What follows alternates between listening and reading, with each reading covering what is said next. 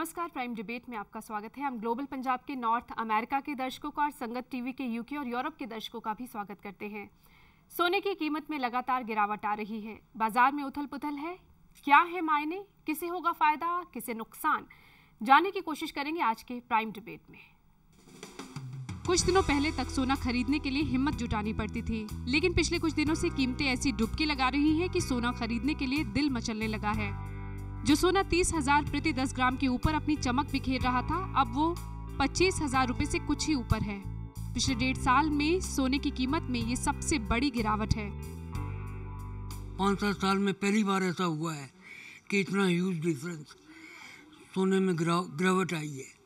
Customer बहुत परेशान होता है इस बात से कि हर 2 मिनट के बाद रेट बदलता है। खरीदने वाला खरीद नहीं सकता, बेचने वाला बेच नहीं सकता।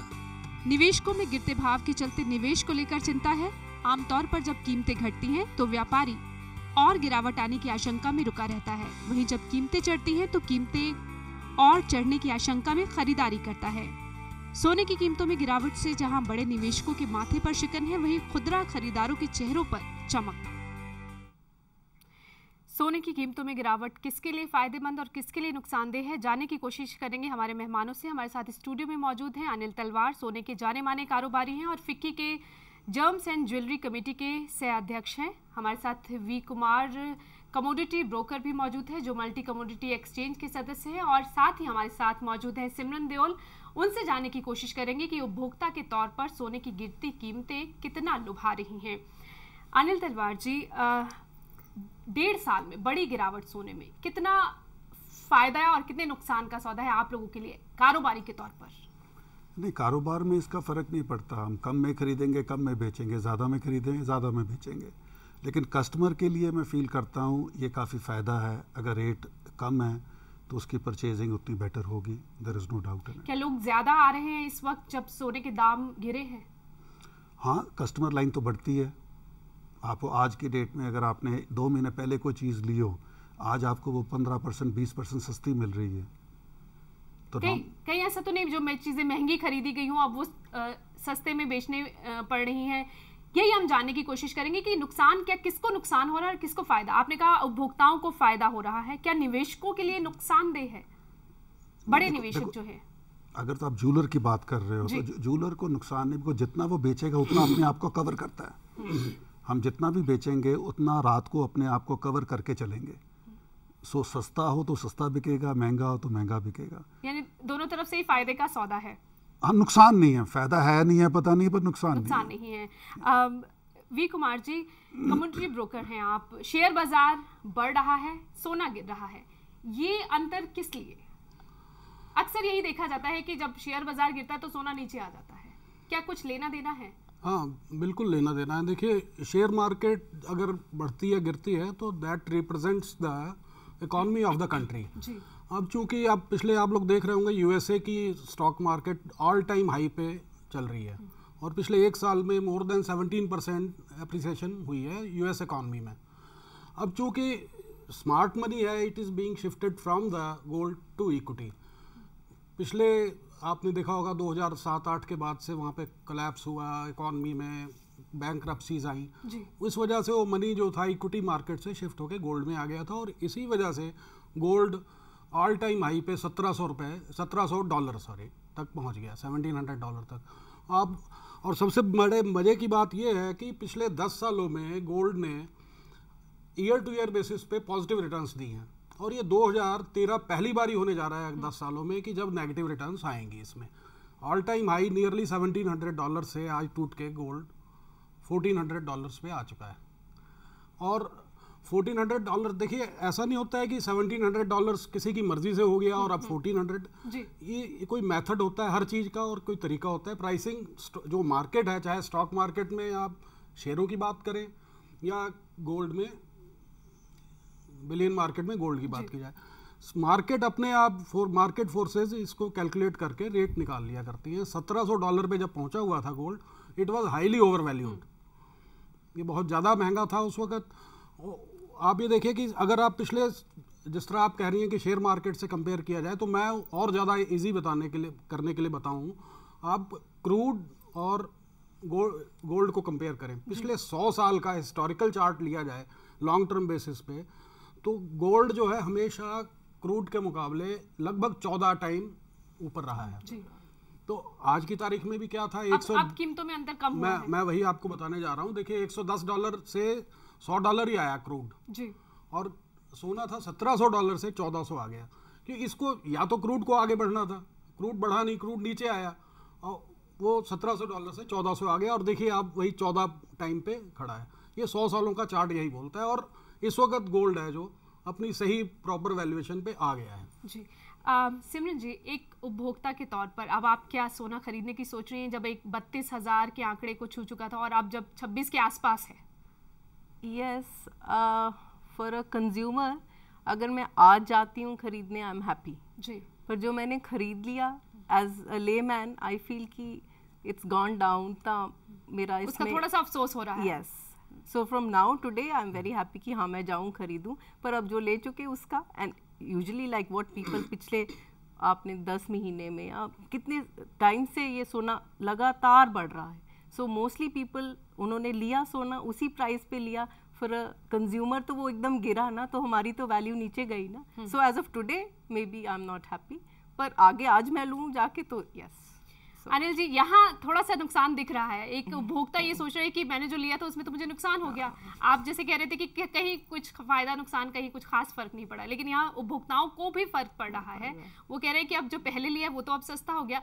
अब क्या आप सलाह देते हैं, क्या आगे सोना और नीचे आ सकता है ताकि वो थोड़ा और उपभोक्ता जो है थोड़ा और इंतजार कर सके कि हम रुक जाते हैं और नीचे आएगा तब खरीद ले? नहीं, सोना इस वक्त काफ़ी रीजनेबल लेवल पे है। मैं एक क्लैरिफिकेशन देना चाहूँगा सबके लिए यहाँ, फॉर द लिसनर्स। गोल्ड ये पहली बार क्रैश नहीं करा। पिछले अगर 1971 onwards low, this is the 28th crash in the rate of gold. पर ये बहुत ही ऊपर चढ़कर नीचे नहीं आया। लेकिन हमें इंडिया में समझ ही नहीं आया जी। रीज़न क्या है, डॉलर इतना ज़्यादा बढ़ता रहा इंडिया में, 13 रुपये, 17 रुपये, 27 रुपये, 37 रुपये, 50 रुपये, 56 रुपये, इतनी स्पीड से बढ़ता रहा कि हमें समझ ही नहीं आया। इंडियन कंज्यूमर यही समझ रहा है कि गोल्ड रेगुलरली बढ़ता रहा। अगर इसके हिस्टोरिक चार्ट्स देखो आप जी, गोल्ड $1938 आउंस तक गया है, और 1900 को 3 बार ब्रीच करने की कोशिश करा है इसने, और हर बार 1900 ब्रीच करने के बाद 12, 13, 1400 पे वापस आया, लेकिन हमें कभी भी समझ नहीं आया। यहाँ पे 1000 में समझते हैं ना कि इतने 15 था, 20 हुआ, 25 हुआ, उसका 30 के बाद 30 को भी पार कर गया। हाँ, इसलिए था 37 रुपये डॉलर था, क्रैश करा, लेकिन डॉलर हमारा 44 रुपये का हो गया। हमें क्रैश समझ ही नहीं आया। लेकिन हमारी connectivity to the world is much more now than it was 20-30 years back. हम मार्केट वाइज, हम बहुत कमोडिटी वाइज काफ़ी ज़्यादा कनेक्टेड हैं। हर चीज़ क्रैश करी है, कॉपर इससे ज़्यादा क्रैश कर रहा है, उसकी कोई बात ही नहीं कर रहा। हर चीज़ क्रैश करी। एंड गोल्ड का, let us understand the basic reasons. Gold की प्राइस डिटरमिन होती है 5 या 6 प्राइमरी फैक्टर्स से। नॉर्मली इन रूटीन क्या होता है, 2-3 फैक्टर इसकी फेवर में होते हैं, 2-3 फैक्टर इसके अगेंस्ट होते हैं, इसको बैलेंस रहते हैं। अगर 5 में से 3 फैक्टर इसकी फेवर में हैं, इसके ऊपर जाने के 2 इसके अगेंस्ट हैं, सो थोड़ा सा राइज करेगा। अगर 4 फैक्टर इसके फेवर में, 1 इसके अगेंस्ट है, थोड़ा ज़्यादा राइज करेगा। आज अनफॉर्चुनेटली 5 के 5 प्राइमरी फैक्टर्स इसके अगेंस्ट हैं। इस वजह से गिरावट आई है। इस वजह से गिरावट आई है। यूएस की मार्केट पिछले 2-4 महीने पे अपने टॉप लेवल कर रही है। एंड यूएस की जो मार्केट है वो समझो वो कमोडिटी रिप्लेस करते हैं। आज गोल्ड पे लगाएंगे, कि गोल्ड बेच के सिल्वर पे लगाएंगे, सिल्वर बेच के वो शेयर मार्केट पे लगाएंगे, बॉन्ड्स पे लगाएंगे। यही हो रहा है कि दूसरी जगहों पर निवेश किया जा रहा है, इस वजह से सोने की कीमत में गिरावट आई है। तो अब आगे क्या, आगे बाजार क्या रुख ले सकता है? सेकेंडली हमें क्या देखना पड़ेगा, एक US dollar against the basket of currency is getting very very strong. Europe is going through a big crisis today. आप रोज सुनते हो फ्रांस के क्राइसिस हैं, सिप्रस के, हर जगह के क्राइसिस आ रहे हैं उसमें। This is one of the main reason that dollar is getting stronger against the basket of currencies. Oil is at its low. अगर ऑयल लो होगा, ऑयल की प्राइस लो होगी, तो मिडल ईस्ट के पास उतना कम पैसा होगा अपने लग्जरीज खरीदने को, and gold is one of the luxuries दे पाए। Japan is going through a crisis, financial crisis. Cyprus की भी बात कर रहे हैं। नहीं, वो साइकोलॉजिकल फैक्टर होता है। साइप्रस में कितना सोना बेचने के लिए, वो तो हम 3 दिन में कंज्यूम कर सकते हैं वर्ल्ड में।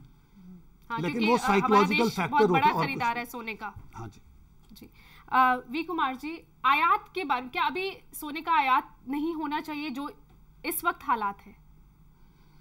देखिए, सोने का आयात नहीं होना चाहिए, ये गवर्नमेंट ऑफ इंडिया चाहती है, हमारे फाइनेंस मिनिस्टर चाहते हैं कि सोने का आयात इंपोर्ट कम हो जी, क्योंकि जितना सोना इंपोर्ट हो रहा है उतना डॉलर बिल पे बोझ पड़ रहा था। इसीलिए इसको सोने के इंपोर्ट को कर्ब करने के लिए इन्होंने लास्ट बजट में इंपोर्ट ड्यूटी बढ़ाई थी।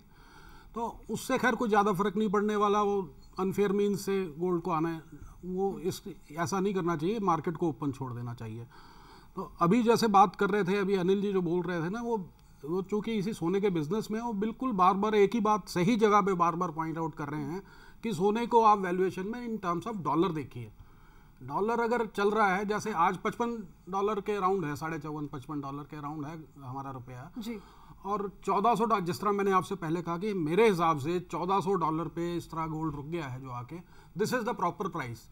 और इसकी प्राइस भी कैसे निकाली जाती है, देखिए 2 तरीके होते हैं। फंडामेंटली अगर देखा जाए, अनफॉर्चुनेटली गोल्ड हम लोग स्टॉक मार्केट में किसी भी शेयर की वैल्यूएशन निकालने के लिए या तो उसकी बुक वैल्यू देख लेते हैं, या डिविडेंड यील्ड देख लिया करते हैं, या प्राइस टू अर्निंग रेशो देख लिया करते हैं। ये सब चीज़ें हमारे इस गोल्ड में नहीं है। तो इसको देखने के लिए, फंडामेंटल वैल्यू निकालने के लिए सिर्फ 2 ही तरीके हो सकते हैं।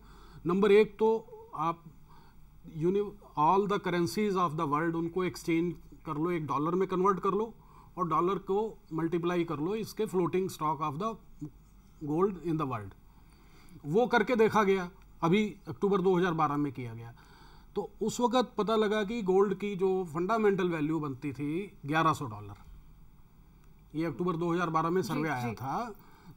उसी के बेस पे कुछ उन्होंने डाउनग्रेड भी किया था और रेकमेंड किया जनवरी 2013 में कि सोने को बेचा जाए। तो $1100 तो फंडामेंटल वैल्यू वैसे निकलती थी। अब आप दूसरी तरीके से निकाल लो वैल्यू, आप वो कर लो कि cost of production of gold.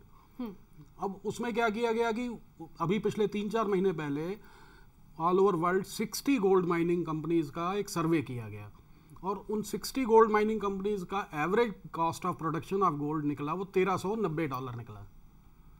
अब $1390 उन्होंने, अब आप अगर हायर साइड पे 1390 एंड लोअर साइड पे 1100 ले लो और इसका एवरेज भी मान लें हम, तो अब देखिए ना, अगर $1390 तो कॉस्ट ऑफ प्रोडक्शन आ रही है according to the gold mining companies, $1400 पे हम मार्केट में ले आए। हम कैसे ले आए हम लोग? और इसके लिए ज़्यादा देखिए गुनाहगार शायद हमारी मार्केट, हम लोग ही हैं। ये ज्वेलर्स लोग तो, ये लोग तो जेन्युइन काम करते हैं, जो जितना लिया कहते हैं उतना हम बेचते हैं, उतना ले भी लेते हैं।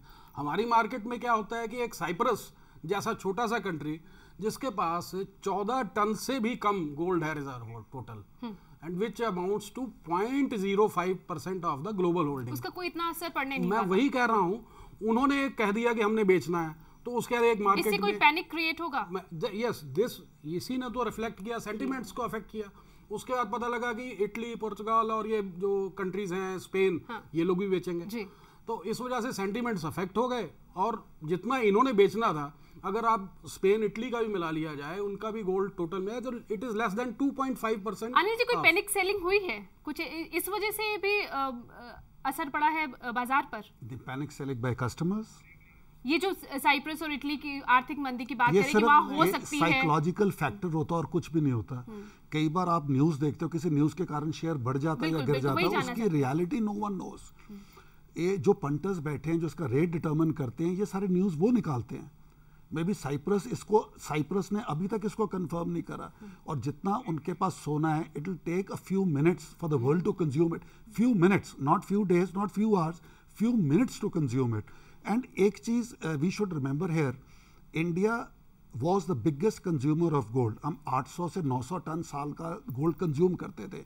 लास्ट ईयर चाइना ने हमें रिप्लेस कर दिया। अब इंडिया सबसे बड़ा कंज्यूमर नहीं है, अब चाइना सबसे बड़ा कंज्यूमर है गोल्ड का।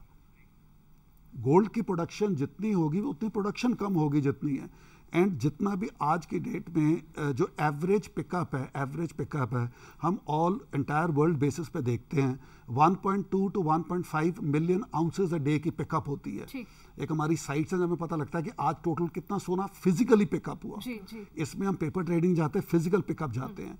Friday it was 6.82 million ounces, तो 6 गुना ज़्यादा सोना पिकअप हुआ। तो कोई तो इसको पिकअप कर रहा है ना।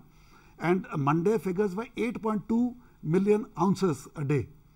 तो कंपैरेटिवली अगर किसी के पास नहीं, और ये वो ही पंटर्स हैं जो रेट को नीचे लेके यही रेट को ऊपर लेके जाएंगे जी, यही ऊपर लेके जाएंगे, तो ऊपर जाने पर रीजन देंगे। हाँ। ये अपने आप ही रीजन बनाएंगे कि ये रीजन हो गया, ये मतलब ये पूरी बाजार की कहानी है। ये जब तक रेट फ्लक्चुएट नहीं करेगा इनका पैसा नहीं बनेगा। लेकिन पब्लिक, कुछ पब्लिक है जो इसका फायदा उठाएगी, जो देखने वाली और वेट करने वाली पब्लिक को वेट ही करती रहेगी, वो 30,000 पे ही खरीदेगी जाके। सिमरन जी, अब आपको क्या लगता है कि अब ज्यादा सोना खरीदेंगी अब, जब अब पता लग रहा है कि हाँ अभी आएगा थोड़ा नीचे? हाँ, देन अगेन मैं यही कहूँगी ना कि अगर आएगा नीचे तो लूँ, हमको तो नहीं पता, the people who are in business उनको पता कि नीचे आएगा या बढ़ेगा। सो ठीक है, अगर इफ दे से कि अगर आप ज्वेलर के पास जाते हो, आप यही क्वेश्चन पूछोगे कि भैया आपका क्या ख्याल है, because they are in business. So I think अगर आपने बाय करना है, बिकॉज अब इतना नीचे आ गया, इट्स कंफर्टेबल, तो साइकोलॉजिकली वन फील्स कि हाँ मैं ले लूँ, इससे नीचे क्या और आएगा। अनिल जी, उपभोक्ताओं को क्या सलाह दे रहे हैं? रुके अभी और शायद 25.5 छुआ है तो 25 आ जाए या उससे भी थोड़ा नीचे आ जाए? देखो जी, जो बेसिक सलाह एक ही है, buy if you have to and sell if you have to, don't buy in a panic, don't sell in a panic. पर ये तो शेयर मार्केट या कमोडिटी मार्केट, किसी भी मार्केट की हम बात करें, सबसे बड़ा लूजर वही होता है जो पैनिक करता है। लेकिन जब ऐसी गिरावट आती है तो पैनिक आ ही जाता है। वो तो लूज करेगा ना, फिर पैनिक का तो लूज करेगा। ये मार्केट तो ऐसे ही फ्लक्चुएट करेगी जी। आप पैनिक में नहीं बेचिए इसको, अगर आपके हाथ में पकड़ा हो तो उसको पकड़ के रखिए, कोई प्रॉब्लम नहीं है। लेकिन होता यही है कि हर बड़ी गिरावट पर यही सलाह दी जाती है कि आप खरीद ले, सही वक्त है। मेरा 35 साल का एक्सपीरियंस ज्वेलरी ट्रेड का ये कहता है कि 10 में से 2 बंदे ही बेनिफिट करते हैं किसी सिचुएशन का। 8 सिर्फ किट्टी पार्टीज में डिस्कशन तक बात रह जाती है, हम कुछ नहीं करते।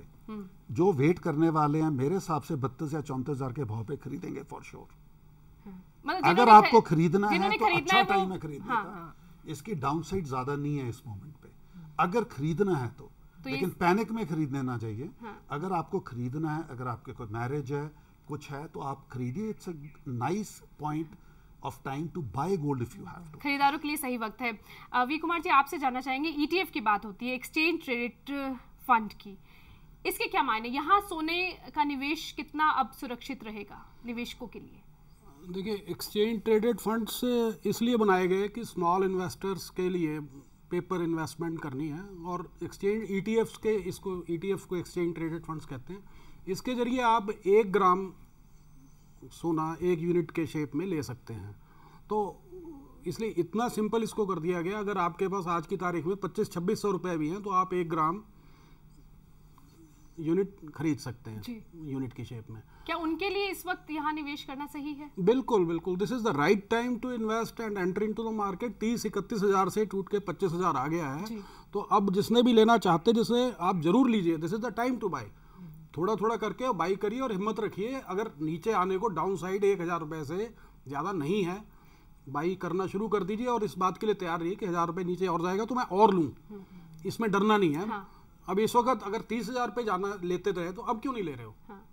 वहाँ और फायदे के चक्कर में नुकसान हो सकता है। ना, अब ये लेने का टाइम है, बेचने का तो सवाल ही नहीं उठता है। अभी लीजिए, आपके पास सरप्लस पैसा है, आपने सोचा हुआ है, आपके पास साल भर बाद भी आपके घर में कोई फंक्शन बेटी का करना है, तो अभी लेके रखिए, स्टार्ट करिए लेना। सिमरन जी, इस पूरी चर्चा के बाद अब क्या इरादा बन रहा है आपका? हाँ जी, यही, क्योंकि इतनी ऑथेंटिकली बोल रहे हैं कि अब लीजिए, सो प्रोबेबली क्योंकि they are the word on like Anil ji and they said one would feel कि ये वर्ड हैं जो ज्वेलरी के बिजनेस में, तो फिर ठीक है। वो ये नहीं सोचा जा सकता कि अभी और नीचे आएगा तब नहीं, बिकॉज़ जैसे कि आमतौर पर खरीदार सोचते हैं कि शायद और नीचे मार्केट आ जाए फिर खरीदे, ऐसा ना हो जो नुकसान पहले सोच रहे हैं वो अब हो गया। दोनों कह रहे हैं कि अभी लीजिए, so may be yes this is the right time.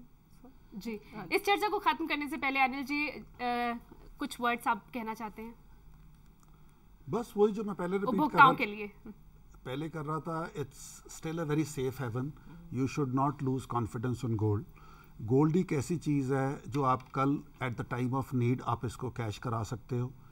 आज की डेट में हंड्रेड्स ऑफ लग्जरीज़ की आपके पास चॉइस रहती है, लेकिन अगर आप किसी बच्चे की सिक्योरिटी के लिए कुछ कर रहे हो, कल भगवान ना चाहे उसको ज़रूरत पड़े, तो इससे ज़्यादा बढ़िया इनकैशमेंट नहीं होती। ज्वेलरी लीजिए, गोल्ड लीजिए, कुछ भी लीजिए, एटलीस्ट वो eight the time of need आपके पास आएगा। ज़रूरत के वक्त काम आते हैं, क्योंकि सोने की वैल्यू कभी भी नहीं घटती। और इसको लॉन्ग टर्म सिनेरियो में देखिए, शॉर्ट टर्म में नहीं देखिए।